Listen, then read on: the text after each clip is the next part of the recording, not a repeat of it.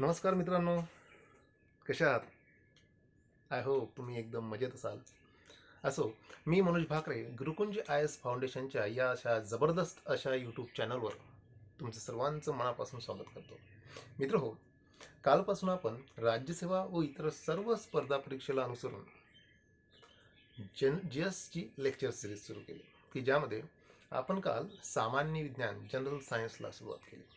Okay, त्यामध्ये आपण light हा चॅप्टर पाहिला होता. लाईट या चॅप्टरमध्ये काही थोडा पोर्शन आपण पाहिला आणि समोरचा पोर्शन आपण आज कॅरी ऑन करू. हे लेक्चर पाहण्याच्या आधी मी सर्वांना आवर्जून सांगेल की पहिले ते लेक्चर पहा आणि देन हे लेक्चर पहा. तरी आपण चॅप्टरमध्ये घुसण्याच्या आधी 2 मिनटं याची एक रिव्हिजन घेऊ आणि देन स्टार्ट करू. लास्ट लेक्चरला आपण प्रकाश चॅप्टर सुरू केला. लाईट काय होती रे? एक प्रकारची एनर्जी होती की जे इलेक्ट्रोमॅग्नेटिक रेडिएशनच्या स्वरूपात एका ठिकाणाहून दुसऱ्या ठिकाणी जात होते. ओके, देन आपण प्रकाशाचा संक्रमण पाहिला, माहीत आहे. देन त्याचा वेग पाहिला. हे कसं होतं? स्ट्रेट लाईन होतं.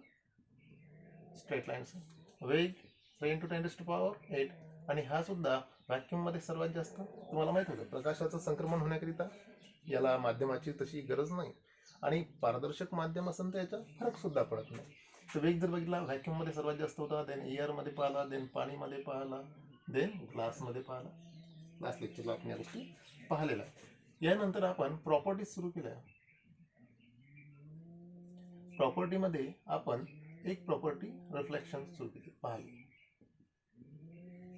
याच्यामध्ये काय काय पाहिलं? रिफ्लेक्शन काय आहे ते पाहिलं. रिफ्लेक्शनमध्ये तुम्ही ही तुमची आपाती किरण आणि ही तुमची परावर्तित किरण होती. ओके, फास्टमध्ये घेतो कारण हे आपण सगळं पाहिलेलं आहे. देन याचे आपण नियम पाहिले होते. नियम तुम्हाला पुन्हा 2 दिसतात. कोणचे कोणचे? एक तुम्हाला दिसते अँगल ऑफ इन्सिडेंट. याला जर तुम्ही नॉर्मल टाकला तर तुम्हाला दिसते हा तुमचा आपाती किरण अँगल ऑफ इन्सिडेंट आहे, हा तुमचा अँगल ऑफ रिफ्रॅक्शन आहे. Angle of incidence is equal to angle of refraction, हा एक नियम होता. आणि दुसरा नियम कोणता होता? तुम्हाला दिसतंय की आपाती किरण म्हणजे incident ray plus normal plus परावर्तित किरण, हे काय हे सगळे एका प्लेनमध्ये होते. हा दुसरा नियम पाहिला. देन आपण रिफ्रॅक्शन या प्रॉपर्टीमध्ये रिफ्रॅक्शनमध्येच एक तिसरा घटक पाहिला, तो म्हणजे तुमचा आरसा. कारण रिफ्लेक्शनसाठी हा घटक तुम्हाला मोस्ट इम्पॉर्टंट आहे ना. हा बेस जो त्याच्यातून आपातीकरण रिफ्लॅक्ट होतं. आरसामध्ये तुम्ही सपाट आरसा प्लेन मिरर आणि देन गोलीय आरसा पाहिला. गोलीय आरसामध्ये तुम्ही अंतर्वक्र आरसा आणि बहिर्वक्र आरसा पाहिला. ओके, फास्ट घेतो आहे, 1 मिनिटात खतम करतो. हे सपाट आरसामध्ये तुम्ही हा आपण लास्ट लेक्चरला पूर्ण बघितला. या दोघांच्या बाबतीतही थोड्या गोष्टी पाहिला. सपाट आरशामध्ये काय आपल्याला एक तर सपाट आरसा म्हणजे काय, त्याची प्रॉपर्टीज काय आहे. देन सर्वात महत्त्वाची म्हणजे याची प्रतिमेची स्थिती काय आहे. प्रतिमेची स्थिती आठवते का तुम्हाला? तो माकोडा आठवा. प्रतिमेची स्थिती. किंवा मग तुम्ही स्वतः आरशासमोर उभे राहता, तुम्हाला काय दिसतंय की तुमची प्रतिमा आरशाच्या मागे निर्माण होते. ओके, ती प्रतिमा जी आहे ती आभासी होती. पुन्हा ती प्रतिमा जी होती ती तुमच्याच एवढी होती. प्रतिमा जी होती तुमच्याच एवढी होती. म्हणजे नॉर्मली याच्यामधल्या ज्या प्रतिमा कशा निर्माण होतात त्याची स्थिती आपण लास्ट लेक्चरला बघितलं. देन याच्या बाबतीत अवांतर बाबी बघितल्या होत्या. जर 2 सपाट आरशाच्या दरम्यान जर एखादी वस्तू ठेवली तर किती प्रतिमा निर्माण होतात लाईक दॅट. किंवा मग एखाद्या आरशामध्ये जर पूर्ण प्रतिमा दिसायची असेल तर आरशाची साईज किती असली पाहिजे? नियर अबाउट हाफ असली पाहिजे. किंवा तुम्ही जर आरशाच्याकडे चालत गेले तर तुमची प्रतिमा अंदाजित किंवा आभासी किती वेगाने येते? तर तुमच्या दुप्पट वेगाने येते. किंवा मग तुमचा आपाती किरण कॉन्स्टंट ठेवला आणि तुमचा आपाती किरण कॉन्स्टंट ठेवला आणि हा परावर्तक जर थिटा अँगलमध्ये बदलला तर परावर्तित किरण किती अँगलनं बदलेल? तर 2 थिटा अँगलनं बदलेल. तर या सर्व बाबी आपण काल लास्ट लेक्चरला पाहिलेल्या आहेत. याच्यामध्येही अंतर्वक्र आणि बहिर्वक्र आरशाला आपण सुरुवात केली. अंतर्वक्र आणि बहिर्वक्र आरशाला आपण सुरुवात केली. हा जो होता हा आरसा कसा होता? अंतर्वक्र आरसा अभिसारी की अपसारी? हा जो होता हा अभिसारी होता, है ना, कन्व्हर्जिंग होता. आणि बहिर्वक्र आरसा जो होता हा होता अपसारी, डायव्हर्जिंग होता. हा डायव्हर्जिंग होता. हा अंतर्वक्र, हा बहिर्वक्र. अंतर्वक्र आरसा अभिसारी होता, बहिर्वक्र आरसा अपसारी होता. या सर्वांशी संबंधित आपण काही संकल्पना ही लास्ट लेक्चरमध्ये बघू. लास्ट लेक्चरला काही संकल्पना हे बघितल्या. याच्यामध्ये नाभी म्हणजे काय तर तुम्हाला दिसत होतं की परावर्तित किरण ज्या एका बिंदूमध्ये एकत्र येत होतं त्याला नाभी. फोकल लेंथ काय आहे, सेंटर ऑफ कर्वेचर काय आहे, then curvature radius of curvature काय आहे, देन मेन ॲक्सिस काय आहे, देन पोल काय आहे, या सगळ्या संकल्पना आपण लास्ट लेक्चरला पाहिला. तर आज आपण इथनं समोर जाऊ.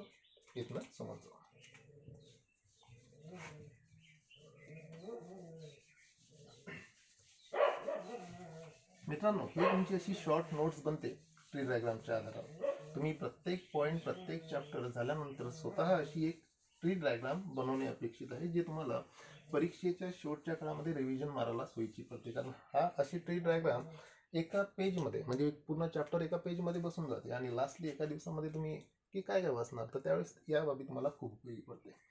तसं आपण समोर पाहू. अंतर्वक्र आरसा चालू होता. पण हे अंतर्वक्र आणि बहिर्वक्र आरसा पाहण्याच्या आधी आपण काही संकल्पना बघू. जसं प्रतिमा जी राहतात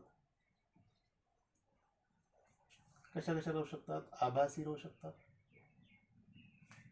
वास्तविक राहू शकतात, देन वस्तू एवढी असू शकते, यापेक्षा मोठीही असू शकते, यापेक्षा लहान पण असू शकते, मोठी असू शकते, लहान असू शकते, त्यानंतर सरळ असू शकते, त्यानंतर उलट असू शकते, त्यानंतर पार्श्व उलट असू शकते, लॅटरल इन्व्हर्स. लास्ट लेक्चरमध्ये आपण या सगळ्या गोष्टी पाहिल्या, याच्या साध्या साध्या संकल्पना. तर प्रतिमा कशी काय कोणत्या कोणत्या कंडिशनमध्ये तुम्हाला परीक्षेमध्ये या बाबी येतात. व्हेरिएबल आरशाच्या समोर एखादी वस्तू ठेवली तर ती नेमकी कशी दिसते. मग परीक्षेमध्ये या सगळ्या गोष्टी कन्फ्यूज करतात. त्याच्यापैकी या गोष्टी त्या नॉर्मल आहे, ह्या तुम्हाला लॉजिकली समजून येतात. या गोष्टी हा कन्सेप्ट सुंदर आहे. आभासी प्रतिमा आणि वास्तविक प्रतिमा म्हणजे एखादी वस्तू एखाद्या आरशासमोर ठेवली तर ती नेमकी कशी दिसायला पाहिजे, तर तेच आपल्याला पाहायचं आहे. आभासी प्रतिमा आणि वास्तविक प्रतिमा.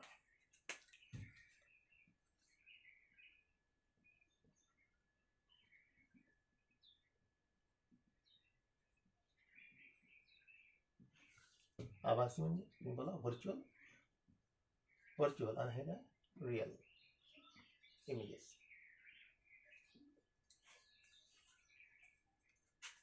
इम्पॉर्टंट टॉपिक आहे, समजून घ्या.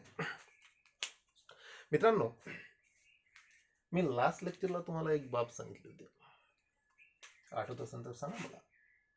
वस्तूची प्रतिमा कुठे मिळते.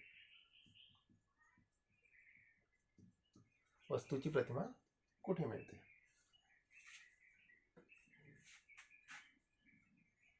याचा आन्सर होता जेथे, आठवा, जेथे परावर्तित किरण एकत्र येतात.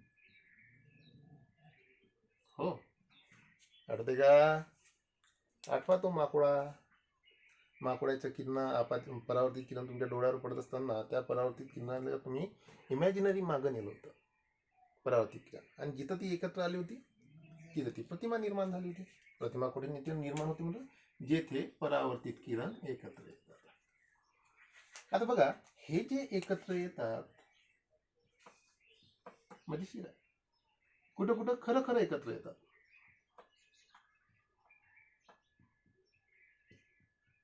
तर कुठं कुठं खोटं खोटं एकत्र येतात. समजतेच का मी काय म्हणतोय. कुठे खरं खरं एकत्र येतात तर कुठे खोटं खोटं एकत्र येतात. नाही समजलं. पहा काय, हा तुमचा अंतर्वक्र आरसा आहे, हा अभिसारी आहे, हा तुमचा फोकल, हा तुमचा सेंटर. चल मी मानतोय की एखादी कोणची वस्तू इथं ठेवलेली आहे. कन्सिडर करा. तर ही वस्तू किंवा याच्यावर पडलेल्या आलेला आपाती किरण परावर्तित होतो. कन्सिडर करा. ओके, परावर्तित होतो. पुन्हा ही प्रतिमा याच्यावर पडली तर ही सुद्धा काय झाली, परावर्तित झाली. आपल्याला काय पाहिजे, परावर्तित किरण.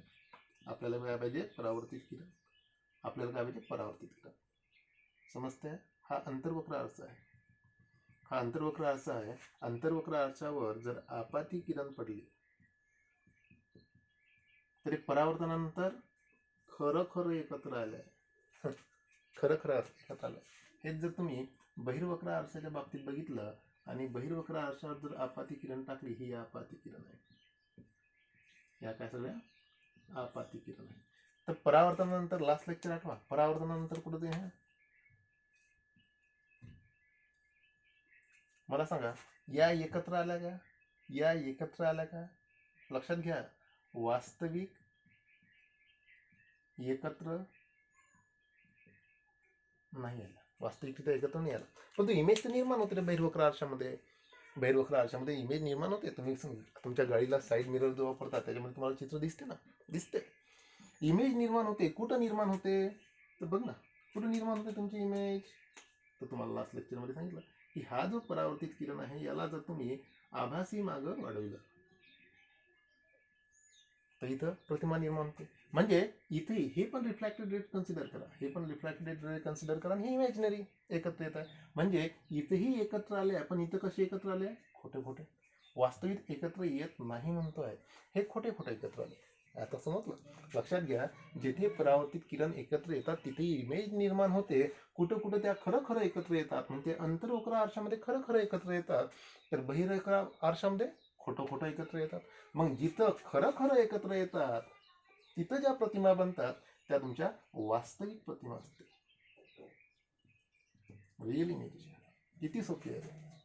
परावर्तित किरण जिथं खरं खरं वास्तविकरित्या एकत्र येतात त्याला तुम्ही काय म्हणता, रिअल इमेज म्हणतात. आणि जिथं खोटं खोटं एकत्र येतात त्याला तुम्ही व्हर्च्युअल, आभासी. खोटं खोटं म्हणजे आभासी, व्हर्च्युअल इमेज म्हणता, आभासी, आभासी प्रतिमा म्हणतात. पट्ट्या लक्षात घ्या मित्रांनो. आता याच्यामध्ये दोन्हीमध्ये बघितलं तर कुठल्या प्रतिमा या आरशाच्या मागं बनून राहिल्या पहा. ही आरशाच्या समोर बनून राहिली, ही आरशाच्या मागं बनून राहिली. ही समोर बनते, ही मागं बनते. मग जी मागं बनते तिला तर पडद्यावर घेऊ शकत नाही, ही जी समोर बनते ही पडद्यावर घेऊ शकतो. म्हणजे पुन्हा याच्यात एक दोन पॉईंट ओळखायचे. या प्रतिमा आरशाच्या समोर निर्माण होतात, तर या कुठे, या मागे निर्माण होतात. हो, लक्षात घ्या, या समोर निर्माण होतात म्हणून याला पडद्यावर घेता येते, याला पडद्यावर घेता येत नाही. याला पडद्यावर घेता येते, याला पडद्यावर घेता येत नाही. मित्र नेहमीसाठी एक लक्षात घ्या, याची जी प्रतिमा निर्माण होते ही प्रतिमा नेहमी उलटी असते, नेहमी उलटी असते. याला एक अपवाद आहे, याला अपवाद आहे. कुठं अपवाद आहे, जबरदस्त अपवाद आहे. हो याच्यात, हो याच लेक्चरमध्ये हो, याला एक अपवाद आहे. याच्या प्रतिमा कशा असते म्हणतो, नेहमी उलटी असते, याला एक अपवाद आहे. याच्या प्रतिमा नेहमी सरळ असते, नेहमी सरळ असते. लक्षात घ्या, ही तुमची आभासी आणि वास्तविक प्रतिमा आहे. काय पाहिलं आपण, तुम्हाला एक बाब पाहिले, जिथं परावर्तित किरण एकत्र येतात तिथं प्रतिमा निर्माण होतात. कुठं खरं खरं एकत्र येतात, जिथं खरं खरं एकत्र येतात त्या तुमच्या रिअल वास्तविक प्रतिमा आहे. जिथं खोट्या खोट्या एकत्र येतात म्हणजे जिथं खोटं खोटं एकत्र आलं, हा तुमच्या आभासी प्रतिमा आहे. या तुमच्या आभासी आहे, वास्तविक एकत्र नाही येत, हा क्रॉस नाही येत म्हणतात, याला तुम्ही आभासी प्रतिमा म्हणतात. या प्रतिमा पडद्यावर घेता येतात. बऱ्याचशा ठिकाणी असे होते, ज्या प्रतिमा पडद्यावर घेता येतात त्याला आपण वास्तविक प्रतिमा म्हणतो, की या पडद्यावर घेता येत नाही. या नेहमी कशा असतात, उलट असतात. तर या नेहमी कशा असतात, सरळ किंवा मग सुलट असतात. पट्ट्या, तर ही तुमची वास्तविक आणि आभासी प्रतिमा. आणखी मला सांगा, सपाट आरशामध्ये कोणती प्रतिमा निर्माण व्हायला पाहिजे. सपाट आरसा, हा सपाट आरसा. या सपाट आरशाच्या या बाजूने तुम्ही उभे आहे, हे तुम्ही आहे. इथे कोणती प्रतिमा निर्माण व्हायला पाहिजे, वास्तविक की आभासी. डोकं लावा, डोकं लावा. तुम्ही लास्ट लेक्चरमध्ये माकोडा पाहिला होता. जर तुम्ही माकोडाची जी प्रतिमा पाहिली तर ते तुम्हाला आरशाच्या मागं दिसत होता, म्हणजे ह्या सगळ्या प्रॉपर्टी इथं लागू पडत होत्या. इथं तुम्ही उभी आहे, तुमचा पण एक अंदाज घेता येते. ही तुमची प्रतिमा, इथून तुमचा हा झाला आपाती किरण, आणि हा असाच जातो आणि असाच परत येतो. ओके, तर मी मानतो आहे की तुमची ही एक आपाती किरण अशी गेली आणि ते परावर्तनानंतर सपाट आरशाला पडली, तर तुम्ही लॉ ऑफ रिफ्लेक्शन पाहिले, लॉ ऑफ रिफ्लेक्शन पाहिले.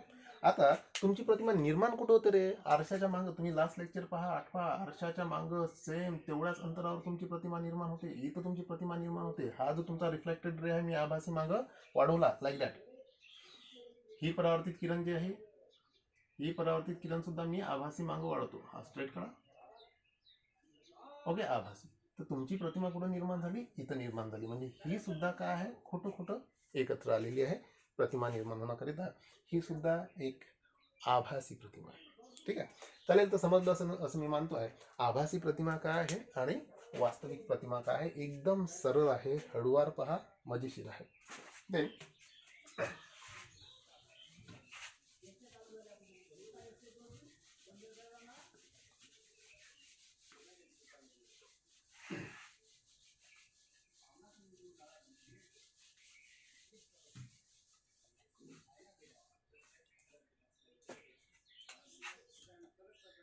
परावर्तित किरणांचे नियम. परावर्तित किरणांचे नियम हे तुम्ही अंतर्वक्र आरसा आणि बहिर्वक्र आरसा दोघांसाठी पहा. कॉनकेव्ह मिरर आणि हा कॉन्व्हेक्स मिरर दोघांसाठी. परावर्तित किरणांचे नियम हा टॉपिक इम्पॉर्टंट आहे. 2019च्या MPSCच्या टॅक्स असिस्टंटमध्ये हा नियमावर क्वेश्चन आहे. म्हणजे टॅक्स असिस्टंट सारख्या क्लास 3 एक्झाममध्ये इतक्या डेप्थमध्ये क्वेश्चन आहे. तुम्ही समजू शकता. तुम्हाला प्रत्येक टॉपिक हा इम्पॉर्टंट म्हणून समजून घ्यायचा आहे. ओके, आणि समोर चालायचं आहे. परावर्तित किरणांचे नियम अंतर्वक्र आरशासाठी आणि बहिर्वक्र आरशासाठी. तुम्हाला जर सिलेबसमध्ये किंवा बेसिकमध्ये बघतो म्हटलं तर अंतर्वक्र आरशासाठी आहे, कॉन्व्हेक्ससाठी नाही आहे. पण आपण दोन्ही याचे सेम आहे, नियम सेम आहे दोघांसाठी. परावर्तित किरणांचे नियम सारखे आहे. फक्त तुम्हाला बहिर्वक्र आरशासाठी सगळ्या गोष्टी इमॅजिनरी घ्याव्या लागतात. ठीक आहे. असो, अंतर्वक्र आरशासाठी हा अंतर्वक्र आरसा आहे. हो रे, अंतर्वक्र आरसा आहे. अंतर्वक्र आरसा ही मी कन्सिडर करतो याची मेन ॲक्सिस, मुख्य अक्ष माहिती आहे तुम्हाला. नियम 1 बघा, हे काय तुमची मुख्य अक्ष, मेन ॲक्सिस. परावर्तित किरणाचे पहिला नियम काय सांगते आहे? जर एखादा आपाती किरण, हा काय तुमचा आपाती किरण आहे, इन्सिडेंट रे.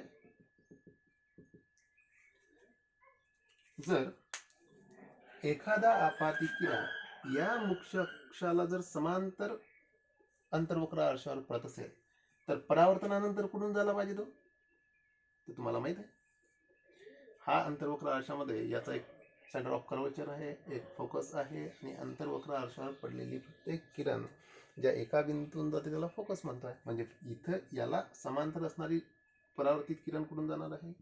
ही फोकसमधून जाते.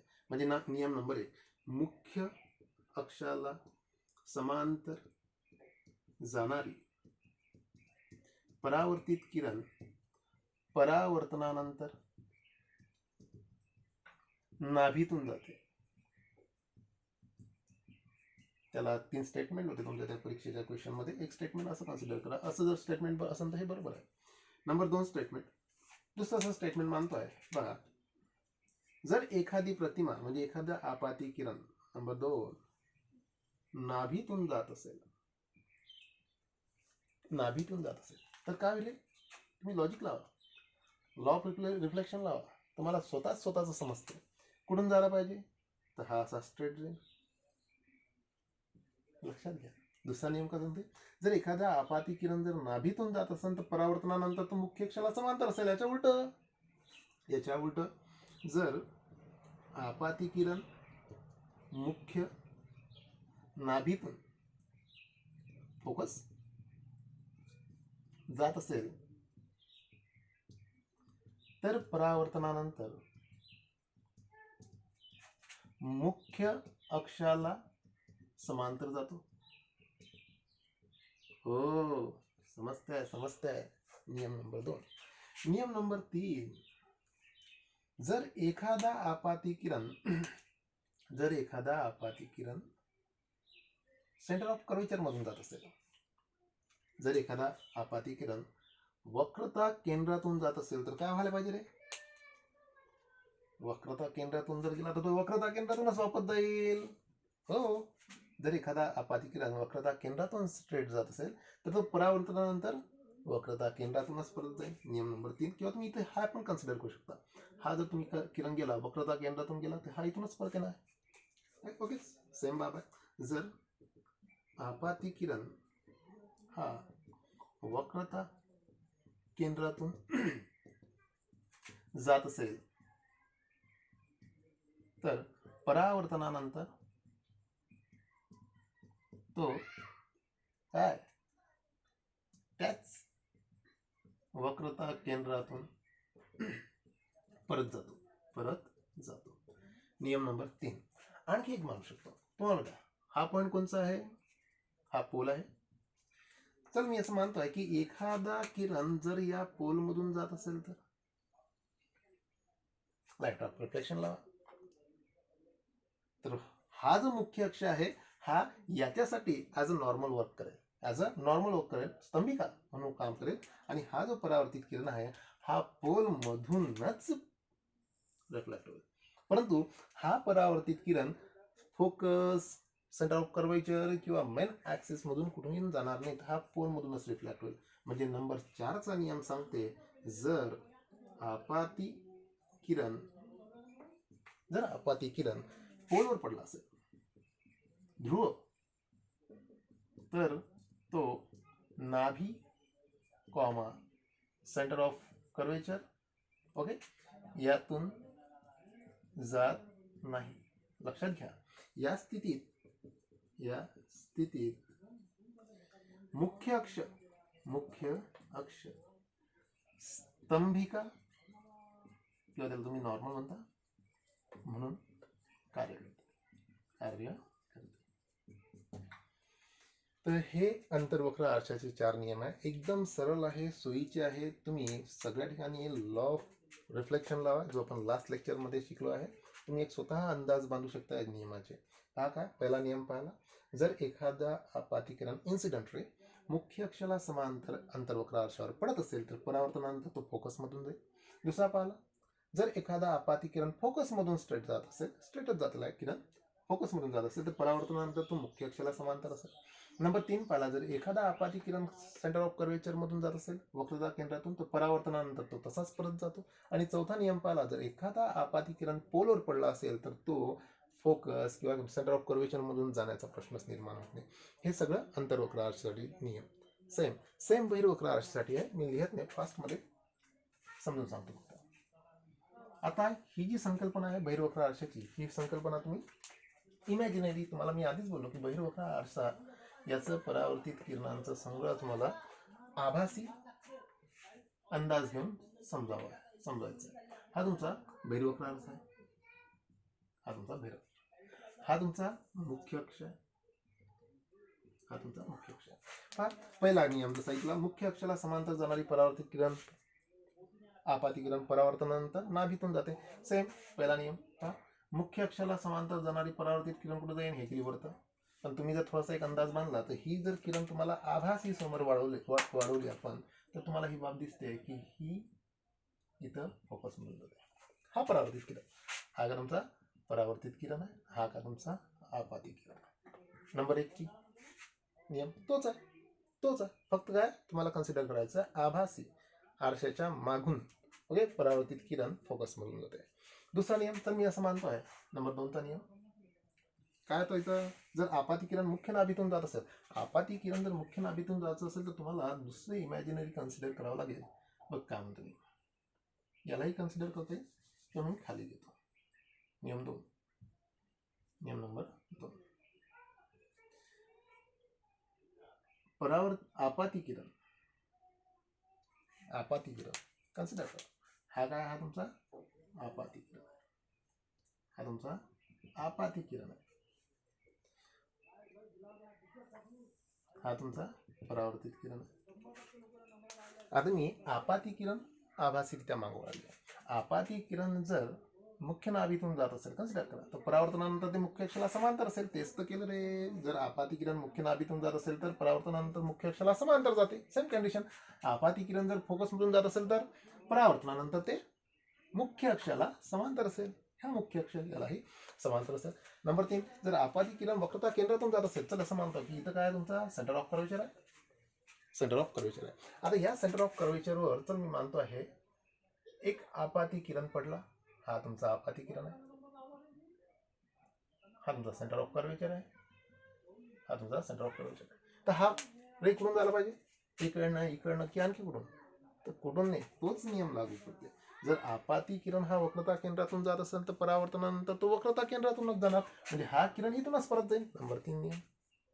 नंबर 4, हा नंबर 3 होता. नंबर 4, जर आपाती किरण जर तुमच्या पोलवर पडत असेल तर परावर्तनानंतर तो नाभीतून जात ना सेंटर ऑफ कर्वेचर मधून जात. तर हा तुमच्या बहिर्वक्र आरशासाठी नियम तेच आहे, नियम तेच आहे. फक्त इथं हा जो भाग आहे हा आभासी कंडिशन आहे, आभासी, बाकी सेम नियम. ओके, तर हे परावर्तित किरणाचे नियम तुम्हाला इम्पॉर्टंट आहे. अंतर्वक्र आणि बहिर्वक्र आरशामध्ये जर प्रतिमेची स्थिती समजायची असेल तर हे 3 नियम मोस्ट इम्पॉर्टंट आहे. याच्या व्यतिरिक्त या स्थितीच्या बेसिसवर आपल्याला MPSC मध्ये प्रश्न प्रॉब्लेमसुद्धा येतात, याच्यावरचे गणितंसुद्धा येतात. गणितं जर शिकायचे असेल तर त्याच्या आधीची ही पूर्वअट आहे. मी तुम्हाला जे MPSC आयोगानं आतापर्यंत जे प्रश्न विचारलेले आहेत त्याच्यावर सुद्धा आपण सोल्युशन करू किंवा कसे आहे काय आहे, पण त्यासाठी आधी तुम्हाला हे शिकावं लागेल. ओके,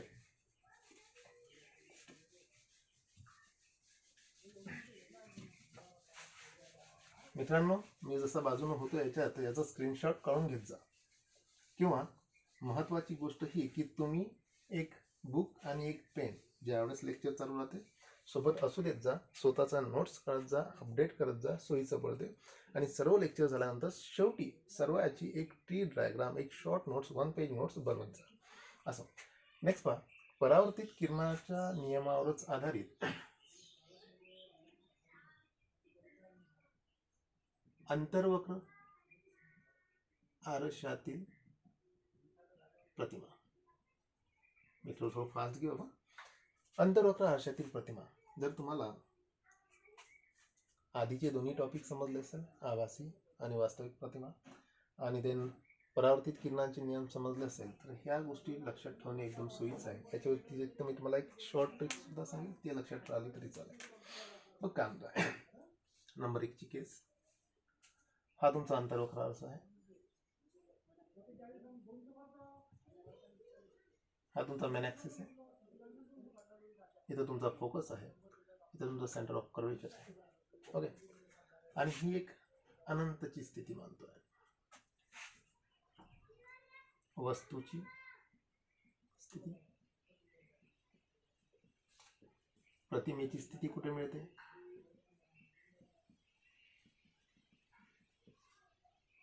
प्रतिमेचा आकार. नंबर 4, प्रतिमेचे स्वरूप. हे सगळं तुम्हाला लक्षात ठेवायचं आहे या वेगवेगळ्या केसमध्ये. अंतर्वक्र आरशासाठी ह्या थोडा किचकट बाबी आहे, परंतु समजलं तर आरामात लक्षात राहते आणि ह्या कन्सेप्च्युअल क्वेश्चन बनते याच्यावर. चला असं मानतो आता आपल्याला एक एक प्रतिमेची या स्थिती पाहायच्या, या सगळ्या केसेस पाहायच्या आहे.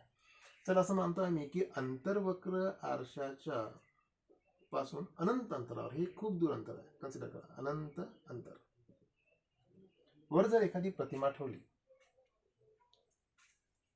अंतर्वक्र आरशापासून खूप दूर अंतरावर किंवा अनंत अंतरावर एखादी प्रतिमा वस्तू ठेवली, त्याची प्रतिमा कुठं बनायला पाहिजे, तर तुम्ही मगाचा गोष्ट लक्षात घ्या, आभासी आणि रिअल प्रतिमेमध्ये अंतर्वक्र आरशामध्ये प्रतिमा कशी मिळते, वास्तविक राहते, कारण हा अभिसारी आहे. जी प्रतिमा मिळते ती समोर मिळते. आणि दुसरी गोष्ट आणखी एक पाहिली होती की ज्या वास्तविक प्रतिमा असतात त्या कशा असतात, उलट असतात. त्याच्या प्रतिमा कुठं कुठं बनते ते पाहा ना. बघा तुम्ही परावर्तित किरणाचे नियम पाहिले, याच्यापासून जर प्रकाश किरण अंतर्वक्र आरशावर पडली तर परावर्तनानंतर कुठून जाईल रे, आपाती, ही आपाती किरण आहे, इन्सिडेंट रेंज आहे, मुख्य अक्षाला समांतर आहे, तर मुख्य अक्षाला समांतर आपाती किरण अंतर्वक्र आरशावर पडत असेल तर हे परावर्तनानंतर कुठून जाईल, तर ही परावर्तनानंतर तुमच्या नाभीतून जाईल. हा तुमचा परावर्तित किरण आहे.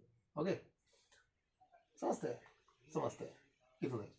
सेम केस याच माणसाची मी खालची बाजू घेतोय, हा भाग, हा तुमचा आपाती किरण आहे, हा तुमचा आपाती किरण आहे, हा तुमचा सेंटर ऑफ कर्वेचर मधून जात आहे, नियम नंबर 3.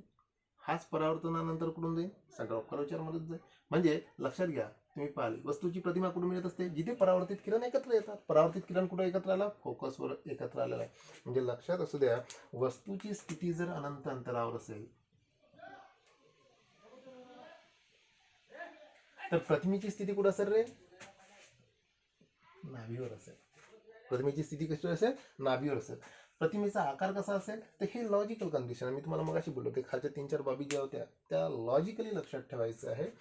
जर एखादी वस्तू जर खूप जास्त अंतरावर असेल, तर प्रतिमा कुठं कशी असेल, छोटी बनेल. एखादी वस्तू जर आरशापासून खूप जवळ असेल तर मोठी दिसेल. लक्षात घ्या. आणि आणखी जर राहते लक्षात, खूप दूर आहे तर वस्तूची आकार कसा असेल, खूप छोटा, बिंदू स्वरूप.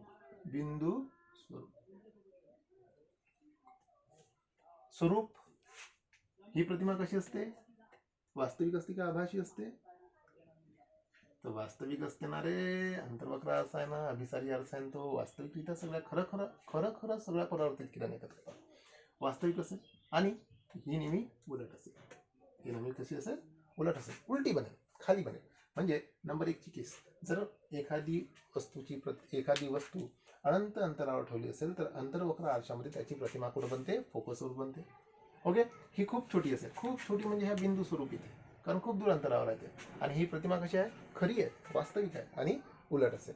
नंबर 2 ची केस, जर मी असं मानतो आहे की हा अंतर्वक्र आरसा, हा तुमचा सेंटर ऑफ कर्वेचर, एखादी वस्तू अनंत अंतरावर नाही पण सी पेक्षा समोर आहे, त्याची प्रतिमा कुठं बनायला पाहिजे, तर हा तुमचा आपाती किरण परावर्तनानंतर कुठून जाईल, वक्रता केंद्रातून, परावर्तन कुठून जाईल, नाभीतून. सेम केस होत आहे. हा जो तुमचा आपाती किरण आहे, हा जो तुमची एक आपाती किरण जर मी सेंटर ऑफ कर्वेचर मधून घातली तर हा आपाती किरण, तर परावर्तनानंतर कुठं जाईल, नियम नंबर 3. जर एखादी आपाती किरण किंवा इन्सिडेंट रे तुमच्या सेंटर ऑफ कर्वेचर किंवा वक्रता केंद्रातून जात असेल तर परावर्तनानंतर ते इथूनच वापस जाईल रे. म्हणजे परावर्तित किरण, एक ही परावर्तित किरण आहे आणि एक ही परावर्तित किरण कुठं भेटत आहे, इथं भेटत आहे. वस्तूची प्रतिमा बघा, हा माणूस सरळ आहे, वस्तूची प्रतिमा कशी झाली, उलटी. उलटी झाली. हा सरळ होता, हा उलटा झाला. आपल्याला माहिती आहे अंतर्वक्र आरशामध्ये सगळ्या प्रतिमा उलट्याच मिळतात आणि ह्या कशा असतात, वास्तविक असतात, कारण त्या एकत्र येऊन गेल्या. तर ठीक आहे. नंबर 2 ची केस, वस्तूची स्थिती कुठे आहे, तर मी असं लिहितो तर सी च्या पलीकडे. परीक्षेत तुम्हाला असंच, वस्तूची स्थिती कुठे आहे, सी च्या पलीकडे. नंबर 2, प्रतिमेची स्थिती कुठे राहील, प्रतिमेची स्थिती कुठे दिसते, सी आणि एफ च्या दरम्यान. समजते सी आणि एफ च्या दरम्यान. देन नंबर 3, प्रतिमेचा आकार कसा असेल रे, दूरच आहे, अधिक दूरच आहे. म्हणजे ही मगाशी एकदम बिंदू स्वरूप होती, आता त्याच्यापेक्षा मोठी असेल, पण प्रतिमेपेक्षा छोटी असेल, वस्तूपेक्षा लहान. देन प्रतिमेचे स्वरूप इथं सगळं तेच राहील. प्रतिमेचे स्वरूप वास्तविक राहील, रिअल इमेज राहील, आणि देन बुलेट राहील. समजते ओके ना. हे नंबर 2 ची केस. नंबर 3 ची केस स्क्रीनशॉट काढून घ्या.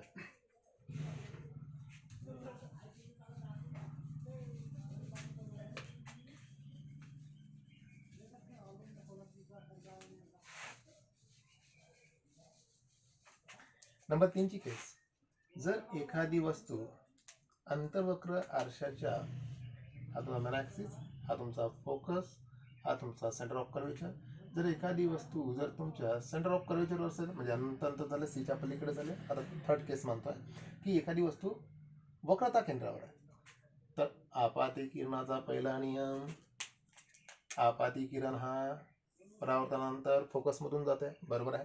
दुसरी केस मी मानतोय की एखादा परावर्तित किरण फोकसमधून गेला तर तो काय होतो, नियम नंबर 2, आपाती किरण जर फोकसमधून गेला तर तो कुठून जायला पाहिजे, मुख्य अक्षाला समांतर जायला पाहिजे, नंबर 2 चा नियम. तर ठीक आहे, ही वस्तूची प्रतिमा कुठे बनली, अशी बनली. ही वस्तूची प्रतिमा कशी बनली, इथं बनली. कुठे बनली रे, लक्षात घ्या, ज्यावेळेस एखादी वस्तूची स्थिती हे वक्रता केंद्रावर असेल त्यावेळेस प्रतिमा सुद्धा वक्रता केंद्रावरच मिळतो आहे आणि तिचा आकार जो आहे हा वस्तू एवढाच असेल. एकदम मिड पॉइंट कन्सिडर करणारे वस्तू एवढाच असेल. प्रतिमेचे स्वरूप कसं असेल, ही वास्तविकच तुमची. आणि दुसरी गोष्ट कशी आहे, वस्तू कशी झाली, उलटी झाली. पहिल्या अशी होती नंतर अशी झाली, म्हणजे काय, उलट झाली. म्हणजे ह्या केस जे आहे सर्वाला कॉमन आहे, सर्वाला कॉमन आहे. नंबर 4 केस, हा तुमचा F, हा तुमचा C. आता मी मानतो ही वस्तू आपण समजू, म्हणजे तुम्ही जो आहे लक्षात घ्या, तुम्ही कन्सिडर करा किंवा एखादा माणूस वस्तू कन्सिडर करा. C आणि F च्या दरम्यान असेल तर आपाती किरण, पहिलं आपाती किरण मुख्य अक्षाला समांतर जात असेल तर परावर्तनानंतर ती नाभीतून जाते. शिकला पहिला नियम, हा परावर्तित किरण आहे. नियम नंबर 2 कन्सिडर करा. आता ही जर वक्रता केंद्राच्या बाबतीत बाद झालो तर बघा काय म्हणतो मी, ही आपाती किरण जर वक्रता केंद्रात हे थोडं दूर घेतली, इथे सी कन्सिडर करतो. ओके, ही आपाती किरण, एक आपाती किरण जर वक्रता केंद्रातून जात असेल तर वक्रता केंद्रातून जात असेल तर वक्रता केंद्रातून जात असेल तर ती वक्रता, म्हणजे बघा ही आपाती किरण आहे, ही सी वक्रता केंद्रातून गेली तर कुठून, नियम नंबर 3 का सांगते, एखादी आपाती किरण वक्रता केंद्रातून जात असेल तर ते वक्रता केंद्रातूनच परत येईल. लक्षात घ्या, याची प्रतिमा कुठे मिळते, चल मी म्हणतो याची प्रतिमा समजते. परावर्तित किरण कुठे एकत्र आली, इथं, म्हणजे सीच्या पलीकडे. तीच केस आहे. वस्तूची स्थिती जर समजा सी व F च्या दरम्यान असेल तर प्रतिमा कुठे मिळेल, सीच्या पलीकडे, सीच्या पलीकडे मिळाली. ओके, प्रतिमेचा आकार काय असेल, वस्तूपेक्षा मोठा, वस्तूपेक्षा मोठा. बघ ना, मोठी झाली, वस्तू एवढीची होती, माणूस एवढाच होता आणि एवढा मोठा दिसतोय. प्रतिमेचे स्वरूप कसं असेल, वास्तविक व उलट. उलट आहे आणि ही काय, वास्तविक का परावर्तित किरण एकत्र आली म्हणून वास्तविक प्रतिमा आहे. ही नंबर 4 केस. जर एखादी प्रतिमा, एखादी वस्तू सी आणि F च्या दरम्यान ठेवली तर परावर्तनानंतर ती कुठं मिळते आहे, तर परावर्तनानंतर ती मिळते आहे सीच्या पलीकडे. सोपी आहे, एकदम सोपी आहे. बघ ना, आणि टेन्शन घेऊ नका. जर असं वाटत असेल की सर एवढं मोठं लक्षात ठेवू काय, तर तुम्हाला एकदम सोपी पद्धतीने सांगतो, क्लासली तेवढं जरी लक्षात ठेवलं तरी या गोष्टी ऑटोमॅटिक लक्षात राहतात. नंबर 5 ची केस. आणि एक आणखी लक्षात घ्या मित्र, हे फक्त बहिर्वक्र आरशासाठीच लक्षात ठेवायला थोडं कठीण आहे, कारण अंतर्वक्र आरशासाठीच लक्षात ठेवायला कठीण आहे, कारण याचे खूप जास्त इमेजेस बनतात. बहिर्वक्र आरशाच्या एवढ्या जास्त इमेजेस बनत नाही, तिथे एवढी अडचण जात नाही. ओके, नेक्स्ट केस नंबर 5. जर एखादी प्रतिमा, जर एखादी व्यक्ती फोकसवर असेल, एखादी व्यक्ती फोकसवर असेल, हा तुमचा आपाती किरण, परावर्तनानंतर कुठून जाईल रे, फोकस मधूनच जाईल. जर हीच रेज मी कन्सिडर केली, एक रेज मी इथून काढली, आपाती किरण की जे वक्रता केंद्रातून जातात. ओके, तर ही जर वक्रता केंद्रातून जात असेल तर वक्रता केंद्रातूनच परत येईल. लक्षात घ्या, ही दोन्ही एका ठिकाणी येत आहे. आता इथे मला माझ्याकडे जागा नाही आहे, तर मी याला इथंच मीट करतो, याला इथंच मीट, पण हे भेटणार आहे, ह्या दोघी एकमेकाला भेटणार आहे. आणि ही वस्तूची प्रतिमा खूप दूर कुठेतरी मिळणार आहे, खूप दूर कुठेतरी मिळणार आहे. पण बाकी केसेस ॲज इट इज आहे. वस्तूची स्थिती जर तुम्ही फोकसवर घेतली तर प्रतिमा कुठे मिळायला पाहिजे, आता अनंत अंतर, अनंत अंतरावर खूप मागं जाणार ते, ही केस खूप मागं जाणार, अनंत अंतरावर मिळेल. प्रतिमेचा आकार, बापा आकार खूप मोठा दिसेल रे, ही एवढीशी होती तर हा खूप दूर गेल्यानंतर किती मोठी होईल रे, हो ना. प्रतिमेचे स्वरूप वास्तविकच असेल व उलट असेल, वास्तविक आणि उलट. वस्तू अशी होती, तो उलट झाला. नंबर लास्ट 6 केस. ही केस इम्पॉर्टंट आहे, ही अपवाद केस आहे, आणि अपवाद केस नेहमी लक्षात ठेवायचं. कशाची बाबतीत, मगाशी आपण आभासी प्रतिमा आणि वास्तविक प्रतिमा पाहिली. वास्तविक प्रतिमेचं एक्सप्लेनेशन देताना तुम्हाला मी एक ॲरो मारून लिहिलं होतं, याला एक अपवाद आहे. तो अपवाद हा आहे, व्यवस्थित समजून घ्या. लक्षात घ्या, हा तुमचा फोकस आहे, हा तुमचा सेंटर ऑफ कर्वेचर आहे. ओके, आणि वस्तू आता फोकसवर झाली. त्याच्यासमोर एक वस्तू आपण, ती एक व्यक्ती आपण फोकसच्या समोर उभा करू. फोकसच्या समोर जर उभा केला तर पहिला तुमचा आपाती किरण, परावर्तनानंतर कुठून जाईल रे? फोकसमधून जाईल. हा तुमचा परावर्तित, थोडी स्ट्रेट लाईनने निघाली. हा तुमचा आपाती किरण होता. आणि परावर्तनानंतर एक इंटेन्शन, परावर्तनानंतर तो नाभीतून जाईल. दुसरी एक कंडिशन, जर मी एक आपाती किरण वक्रता केंद्रातून टाकला तर परावर्तनानंतर म्हणजे हा असा गेला आणि हा असाच परत आला, असा गेला. आणि आता इथं जर तुम्ही व्यवस्थित पाहिलं, लक्षात घ्या, या दोन्ही परावर्तित किरण एकमेकापासून दूर जातात. लक्षात घ्या, एखादा व्यक्ती ज्या वेळेस फोकस आणि पोलच्या दरम्यान असेल तर एक आपाती किरण दिसते तुम्हाला, परावर्तनानंतर फोकसमधून गेली. दुसरी आपाती किरण सेंटर ऑफ कर्वेचर मधून आली, वक्रता केंद्रातून, आणि ते पुन्हा त्याच वक्रता केंद्रातून परत जाते. परंतु परत जाताना ह्या दोन्ही परावर्तित किरण एकमेकाला जिंदगीत कधी भेटू शकत नाही. लक्षात घ्या, साधी गोष्ट आहे. दोन रस्ते असे चालले, तुम्ही दोघं जण, म्हणजे तुम्ही आणि अधिक कोणी, दोन वेगवेगळ्या रस्त्यावर मिळाले, पण ते रस्ते असे जाणार आहे, तर भेटू शकताय?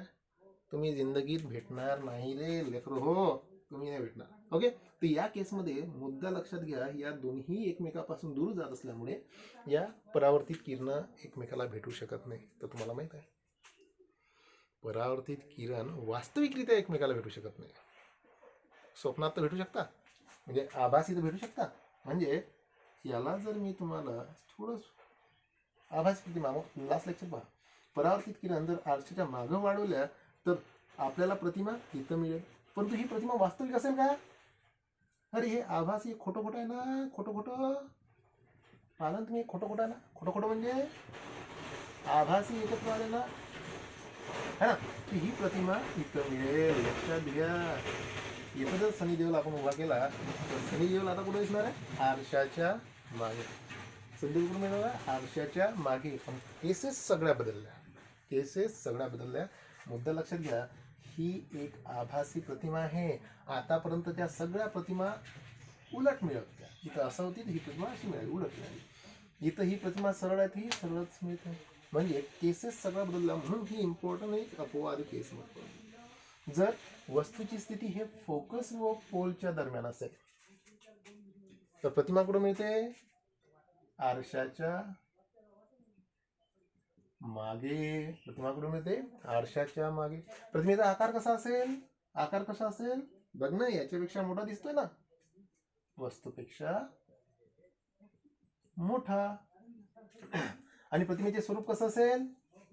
आभासी. प्रतिमेचे स्वरूप कसं असेल? आभासी व सरळ. खूप वेळ झाला. लास्ट लेक्चरमध्येही मला काही बऱ्याचशा मुलांचे कमेंट्स आले होते की 1.25 घंटाचं लेक्चर झालं, टू मच झाला. मी आज प्लॅन केला होता की अर्ध्याच घंट्याचं लेक्चर करतो, परंतु पॉईंट संपला नाही. तर असो, 2 मिनिटांमध्ये संपवतो मी. तर ही एक लास्ट केस आहे, ही अपवाद केस आहे. हे व्यवस्थित लक्षात ठेवा. इथं ही केस बदलली. आतापर्यंत ज्या प्रतिमा होत्या त्या उलट आणि वास्तविक होत्या. ही प्रतिमा आभासी. आतापर्यंत ज्या प्रतिमा पाहिल्या आपण अंतर्मुख आरशामध्ये, या कशा होत्या? सगळ्या वास्तविक होत्या आणि उलट होत्या. पण ही प्रतिमा कशी मिळते? ही आभासी मिळते आणि सरळ मिळते, है ना. वस्तूपेक्षा मोठी, हे एक कॉमन बाब आहे. बाकीच्या प्रतिमा सुद्धा सेंटर ऑफ कर्वेचर पासून समोर जसं गेलं ते मोठी दिसत गेली, तर ही सुद्धा मोठीच दिसेल. आतापर्यंतच्या सगळ्या प्रतिमा ह्या आरशाच्या पुढे मिळत होत्या, पण ही आरशाच्या मागे मिळालेली आहे. आणि याचं पुन्हा स्थिती जी होती तुम्ही फोकस आणि पोलच्या दरम्यानची, ही एक अपवाद केस आहे. अपवाद केस आहे म्हणून याला व्यवस्थित लक्षात असू द्या. स्क्रीनशॉट करून घ्या. पण आता सर मग एवढं मोठं करावं काय? MPSC मध्ये MCQ सॉल्व्ह करायचे आहे, हे परावर्तित किरण वगैरे, यासाठी मी तुम्हाला शॉर्टकट गोष्ट सांगतो. तुम्हाला जर कन्सेप्ट पूर्ण डोक्यात बसलेला असेल तर हे एकदम सोयीचं आहे, एकदम लक्षात ठेवायला सोयीचा आहे. फक्त एक प्रॉब्लेम येते, तो प्रॉब्लेम मी तुम्हाला सॉल्व्ह करून देतो. जर अंतर्वक्र आरसा तुम्ही जर मीट कन्सिडर करत असाल, हा तुमचा मेन ॲक्सिस आहे, हा तुमचा मेन ॲक्सिस आहे, हा तुमचा मेन ॲक्सिस आहे. याला तुम्ही मीट कन्सिडर करा. तुम्हाला दिसत आहे इथं काय तुमचा एफ आहे, इथं काय तुमचा सी आहे, इथं काय तुमचा अनंत अंतर आहे. हेच बॅक साईडनेच होते. इथं तुमचा एफ आहे, इथं तुमचा सी आहे, आणि हा तुमचा अनंत अंतर आहे. कन्सिडर करतो मी अंतर्वक्र आरसाठी. शॉर्टकटमध्ये लक्षात ठेवासाठी एमसीक्यू सॉल्व्ह करण्याकरिता एवढं मोठं डोक्यावर भारून लक्षात ठेवल्यापेक्षा, तर अंतर्वक्र आरशासाठी ही कंडिशन पाहतो आहे. तर मुद्दा लक्षात घ्या. शॉर्टकटमध्ये कसं लक्षात ठेवा, तर एक गोष्ट स्पष्ट आहे की अंतर्वक्र आरसा आहे, अभिसारी आहे. अभिसारी असल्यामुळे याच्या प्रतिमा कशा असते, नेहमी वास्तविक व उलट. अरे वास्तविक उलट असते ना, हा काय आहे अंतर्वक्र आरसा ना. अंतर्वक्र आरसा असल्यामुळे याच्या प्रतिमा कधी नाही, हा नेहमी काय असतो, अभिसारी असतो ना. म्हणजे याच्या प्रतिमा, याच्या परावर्तित किरण वास्तविक खरं एकत्र येतात ना, त्या वास्तविक आणि नेहमी उलट राहते. हे सगळं माहिती आहे. हे आता तुमच्या पाठ झालं असं मी मानतो, कारण आपण तो कन्सेप्ट आधी पाहिला, वास्तविक उलट. आता सेम केस आहे. याचा मिड पॉईंट कोणता कन्सिडर करता तुम्ही, हा जो मिड पॉईंट आहे, याच्यावरची वस्तू नेहमी सारखी असेल, याच्यावरची वस्तू सारखी असेल. यापासून जर दूर जाणारी वस्तू असेल तर आरशात त्याची प्रतिमा छोटी दिसेल. यापासून समोर येणारी वस्तू असेल तर आरशात त्याची प्रतिमा मोठी दिसेल. लॉजिकल बाबा. आणि मी एक शॉर्टमध्ये तुम्हाला सांगतो, इकडचा शेवटचा आणि इकडचा पहिला. इथं जर वस्तू ठेवली तर प्रतिमा इथं, वस्तूची प्रतिमा इथं ठेवली तर वस्तू इथं ठेवली तर प्रतिमा इथं, वस्तू इथं ठेवली तर प्रतिमा इथं. आधी तेच, वस्तू इथं ठेवली तर प्रतिमा इथं, वस्तू इथं ठेवली तर प्रतिमा इथं. किती सोपी आहे रे. एवढी डायग्राम लक्षात ठेवली तुम्हाला पोझिशन लक्षात राहते, कन्सेप्ट लक्षात ठेवलं तुम्हाला बाकीच्या गोष्टी लक्षात ठेवते. फक्त याला इथे लक्षात ठेवायचा अपवाद, हा तो मला माहीत आहे. तुम्हाला माहित आहे ना हा अपवाद. आता तर पाहिला आपण. तर हे शॉर्टकटमध्ये तुम्ही लक्षात ठेवू शकता. एमसीक्यू सॉल्व्ह करताना एखादी वस्तू जर इथं ठेवली तर प्रतिमा इथं, शेवटचा पहिला, याच्यासमोर जा, याच्यासमोर जा, याच्यासमोर जा. एक एक गोष्ट तुम्ही ॲडजस्ट करा, आणि हा कन्सेप्टच्या बेसिसवर या गोष्टी तुम्हाला माहीत राहतात.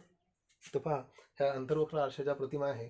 2 मिनिटात वेळ झाला, परंतु 2 मिनिटात आपण बहिर्वक्र आरशाच्या सुद्धा प्रतिमा पाहूनच घेऊ. कारण पुन्हा किंवा थांबून जाऊ मित्र, थांबून जाऊ. टाईम झाला, बराच टाईम झाला. उद्याच्या लेक्चरमध्ये किंवा नेक्स्ट व्हिडिओमध्ये आपण बहिर्वक्र आरशाच्या प्रतिमा पाहू. देन अंतर्वक्र आरसा, बहिर्वक्र आरसा या दोघांसाठी फॉर्म्युले पाहू. त्यांची चिन्ह, एखादा आपण जो आय ग्लास बनवत आहे किंवा प्रॉब्लेम सॉल्व्ह करताना प्रतिमेचे जे चिन्ह आहे, पॉझिटिव्ह कोणतं निगेटिव्ह कोणतं, छोटे छोटे 10-10 सेकंदाचे प्रॉब्लेम आपल्याला परीक्षेत येते, परंतु ते कन्सेप्टच क्लिअर नसल्यामुळे अडचण जाऊन बसते. तर नेक्स्ट लेक्चरमध्ये आपण हा रिमेनिंग पोर्शन पाहू. आणि देन याची next property refraction of light किंवा अपवर्तन, प्रकाशाच्या अपवर्तनला स्टार्ट करू. मित्र, तुम्हाला विनंती आहे, जर तुम्हाला हा लेक्चर खरोखर आवडलं असेल तर याला लाईक करा, शेअर करा, सबस्क्राईब करा. आणखी एक अति महत्त्वाची गोष्ट, जी माझी ही सिरीज असल्यामुळे रोजचा जो व्हिडिओ आहे, तो व्हिडिओ अपलोड केल्यानंतर त्याचं नोटिफिकेशन तुम्हाला लगेच यावं, यासाठी सबस्क्राईबच्या बाजूनं जे बेल आयकॉन आहे त्याला दाबण्याचं विसरू नका. धन्यवाद. जय हिंद.